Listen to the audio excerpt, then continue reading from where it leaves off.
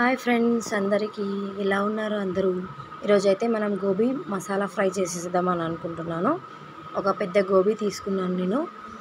ఒక బౌల్లో hot water hot అయ్యాక కట్ చేసిన గోబీ అంతా ఆ వాటర్లో వేసేసి 5 మినిట్స్ ఉంచేసి వేరే కడాయిలో ఆయిల్ వేడయ్యాక గోబీ కట్ చేసిన ఉడకబెట్టిన గోబీ మొత్తం దాంట్లో వేసేసి బ్రౌనిష్ కలర్లో డీప్ ఫ్రై చేసుకోండి.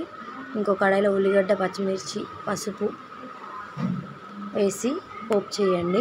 టమాటో, అల్లం పేస్ట్ అండ్ 1 స్పూన్ ఉప్పు, పెరుగు, డీప్ ఫ్రైడ్ గోబీ తీసుకొని ఇప్పుడు కలిపేసేయండి. దాంట్లో కారం, ధనియాల పొడి, గరం మసాలా వేసి బాగా కలపండి. 5 మినిట్స్ కుక్ చేసి కరివేపాకుతో ఎండ్ చేయండి.